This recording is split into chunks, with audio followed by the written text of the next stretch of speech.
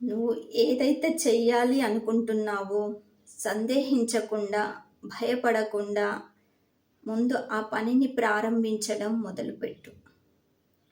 బుక్సే open చేయకముందు, అమ్మో నేను ఆ ప్రశ్నలు నేర్చుకోగలనా, ఆ ఆన్సర్ నేను రాయగలనా, ఓపెన్ చేసి అమ్మో ఇంత పెద్ద ఆన్సర్ నేను చదువుతానా, ఈరోజు నేర్చుకుంటానా, అసలు నాకు ఈ ఆన్సరే అర్థం కాలేదు, ఇవన్నీ ప్రశ్నలు మనకు బుక్ ఓపెన్ చేసే కంటే ముందే వస్తుంటాయి.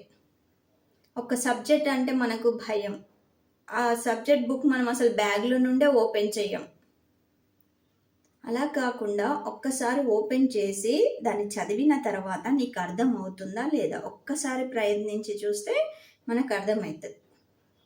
నేను ఇప్పుడు ఒక పద్య రూపంలో చెప్తాను, మనం సందేహించకుండా ఎలా పనులు ప్రారంభించాలి అనేది. ఆరంభింపరు నీచ మానవులు విఘ్నాయాస సంత్రస్తులై. అంటే ఇక్కడ అర్థం ఏంటి? భయంతో ఆ పని చేయడానికి కూడా ఇష్టపడం ముందు, అందుకనే ఆరంభించాం అంటే మొదలే పెట్టాం. ఆరంభించి పరిత్యజింతురు విఘ్నాయత్తులై మధ్యముల్. ఇంకొంతమంది ఏం చేస్తారు, బ్యాగ్లో నుండి బుక్ తీస్తారు, ఆన్సర్ చూస్తారు, ఆన్సర్ చూసిన తర్వాత దాన్ని చదవడం అనేది ఏమి ఉండదు. అమ్మో ఇంత పెద్ద ఆన్సరా అని మళ్ళీ బుక్ మూసిపెట్టేస్తారు. ఏం చేస్తున్నారు, ఆ పనిని ప్రారంభించి దాన్ని మధ్యలోనే వదిలేసి వెళ్ళిపోతున్నారు. మరి తర్వాత ఇంకా మూడో రకం వాళ్ళు ఎలా ఉంటారు? ధీరుల్ విఘ్న నిహన్యమానులగుచున్ తృత్యున్నతోత్సాహులై ప్రారబ్ధార్థములుజ్జగింపరు సుమి ప్రజ్ఞానిధుల్ కావునన్.